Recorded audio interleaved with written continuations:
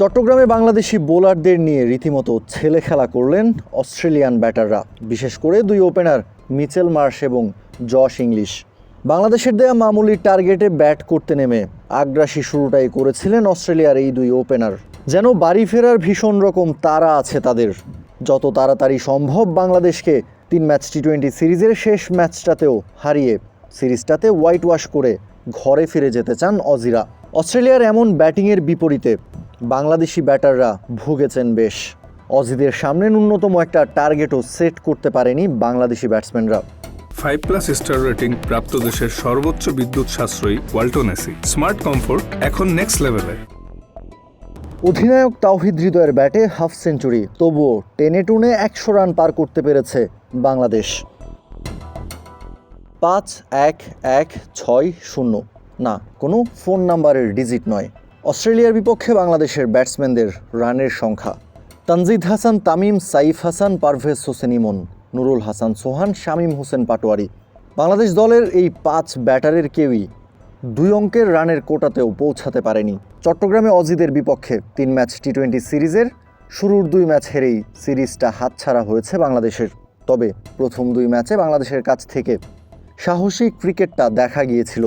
অবশ্য মিরপুরে one day series জয়ের পর ভক্তদের আশা ছিল চট্টগ্রামেও ম্যাজিক দেখাবে বাংলাদেশের টি-20 দলটা, কিন্তু সেটা হয়নি। প্রথম 2 ম্যাচেরই বাংলাদেশ সিরিজ হারলেও ভালো ক্রিকেট উপহার দিয়েছিল বাংলাদেশ দলের এই ক্রিকেটাররাই। কিন্তু চট্টগ্রামের তৃতীয় টি-20 ম্যাচটা খেলতে নেমেই যেন ব্যাটিংটা ভুলে গেছেন বাংলাদেশি ব্যাটাররা। অস্ট্রেলিয়ার বিপক্ষে টসে জিতে ব্যাটিংয়ের সিদ্ধান্ত নেন ভারপ্রাপ্ত ক্যাপ্টেন তাওহিদ হৃদয়। কিন্তু ক্যাপ্টেনের প্রত্যাশা মেটানো ব্যাটিংটা করতে পারেনি বাংলাদেশের টপ অর্ডার, মিডল অর্ডার। দলীয় 6 রানে বাংলাদেশ হারায় তানজিদ তামিমের উইকেট, 7 রানে পরে সাইফ হাসানেরটা। এরপর 11 রানে পারভেজ হোসেন ইমন।